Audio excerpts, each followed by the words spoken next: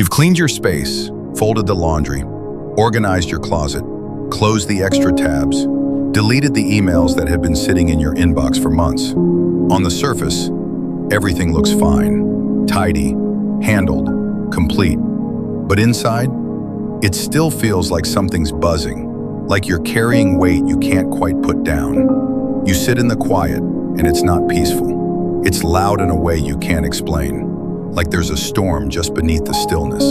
You look around and wonder, I've cleared everything I can see, so why do I still feel heavy?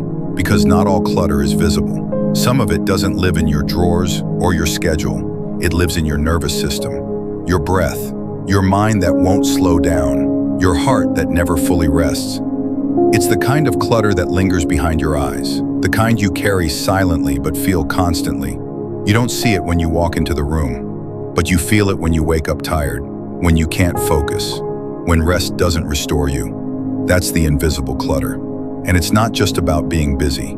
It's about being burdened by things you've never had the space to name or the permission to let go of. This video isn't about organizing your home. It's about clearing the weight you didn't know was there. Because what's been holding you back might not be on your shelf. It might be in your soul. Not all clutter lives on countertops. Not all mess is visible. Some of the heaviest things you carry don't have a shape or a place or a label. They live quietly inside your thoughts, your body, your emotional reflexes. That's invisible clutter. It's the constant spinning of your mind, even in silence. It's the tension in your shoulders you stop noticing. It's the ache you feel after being on all day, even if you didn't move much at all. Invisible clutter is everything you're carrying that no one else can see, and sometimes not even you can. It's not the pile of laundry. It's the inner to-do list that never ends, even when the room is spotless. It's not the junk drawer. It's the guilt that lingers, the fear that whispers, the pressure to be everything all the time. It shows up as mental overload, the relentless hum of overthinking, the planning that never feels done, the what-ifs that echo at night. The emotional residue, old shame, quiet resentment, self-doubt you've learned to live with. Digital noise, the alerts, the scrolling, the unspoken pressure to keep up.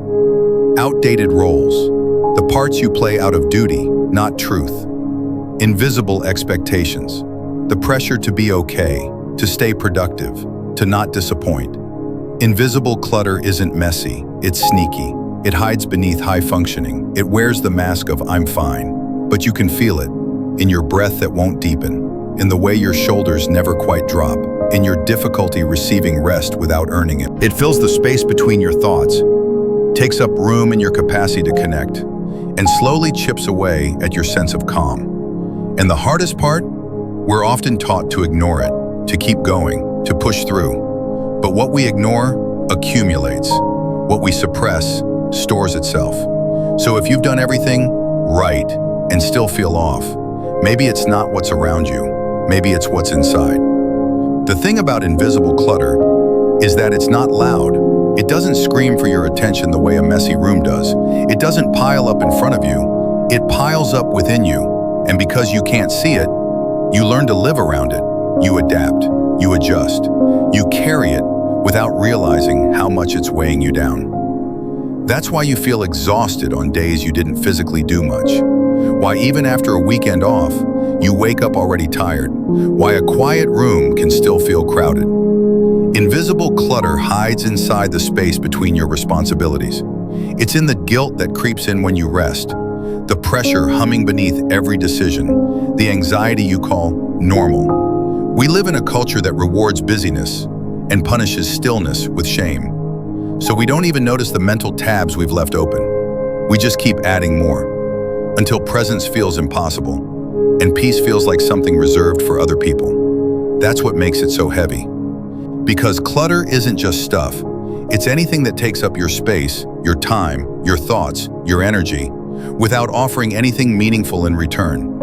And when the space it takes up is internal, in your mind, in your spirit, in your sense of self, the cost is far greater.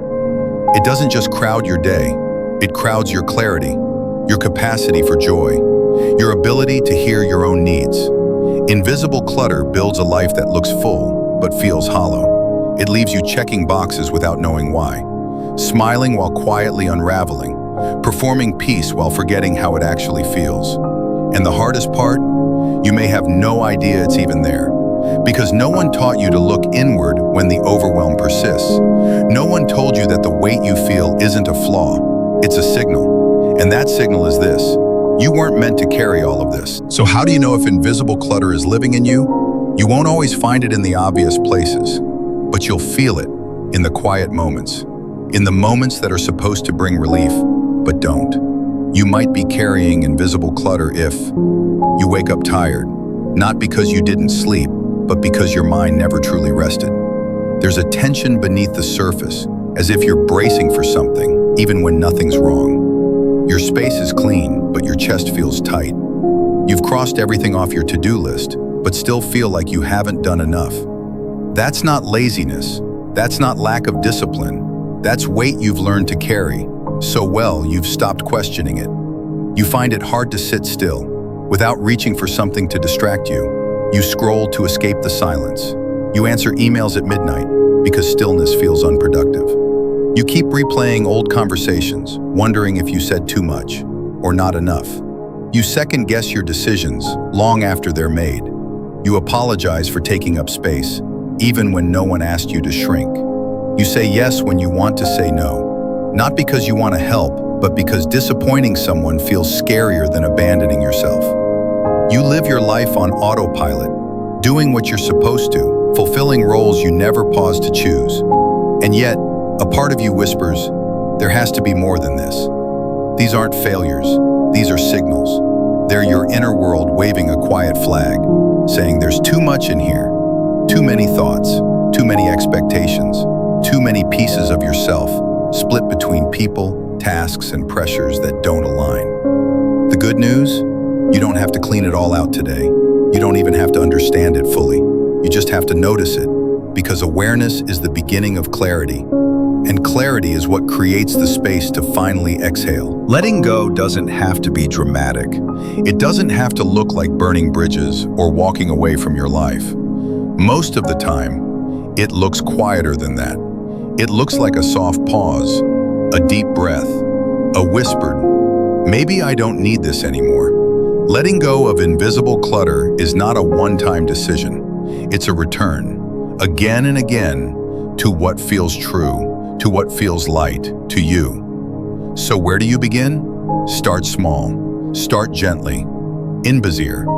Journal your mental tabs. What thoughts are circling in the background, stealing your focus? Write them down, not to solve them immediately, but to set them down for a moment, to name what's been silently buzzing in the back of your mind. Inbazir. Audit your digital landscape. Unfollow the accounts that make you feel like you're behind.